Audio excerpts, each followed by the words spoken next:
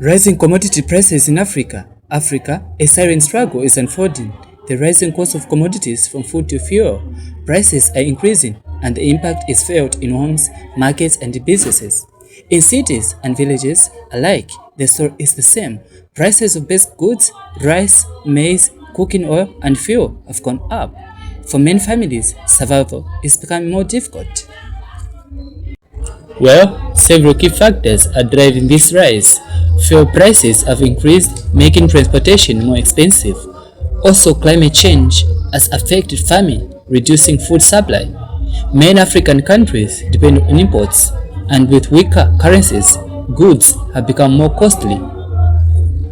Here is John Okafor, Nigeria. Well, the commodities prices in Nigeria varies in some areas. So it actually depends on the location. In those states, for instance, Benin City, where I reside, fuel is being sold for 1,200 to 1,400 or even more, depending on the petrol station.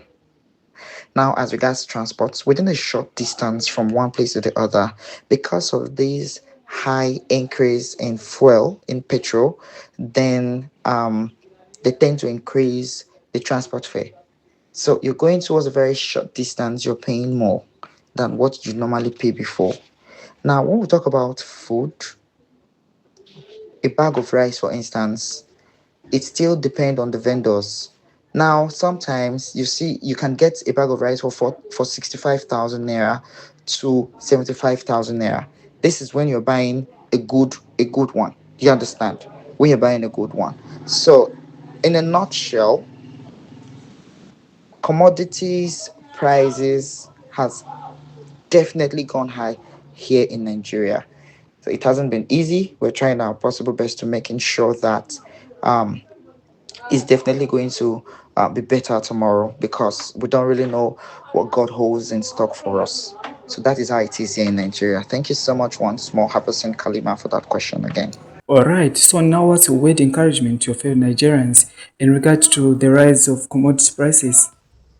Yeah, all right. Before the encouragement to my fellow Nigerians and then those who do business locally and internationally, I just needed to understand that as of March 2026, Nigeria's headline inflation rate rose to 15.38% year on year, reversing an 11-month decline driven primarily by increased food and transport costs. So you can imagine. Well, to navigate high inflation in Nigeria, businesses must act swiftly by adjusting pricing, optimizing supply chains to reduce costs, and diversifying revenue streams. Okay? Now, key strategies including securing foreign currency via domiciliary acts for international trade, switching to local sourcing, optimizing cash flow by limiting credit sales, and leveraging technology to minimize operational expenses.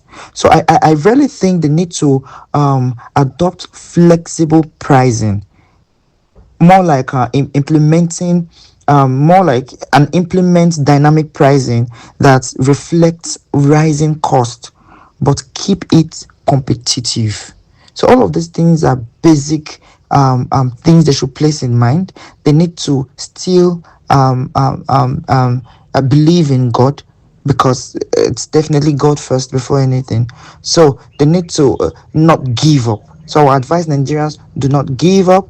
Do not give up. You've started something, you just need to pull through. So that's my basic advice and encouragement to Nigerians, but both those who do business internationally and then locally.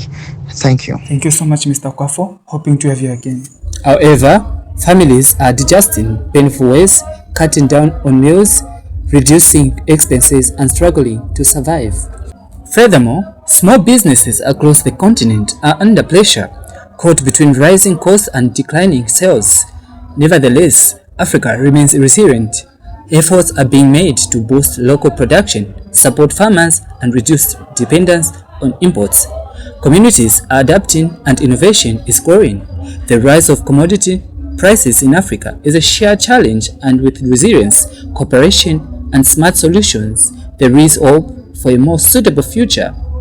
Heartbeat of Hope Media, Zambia.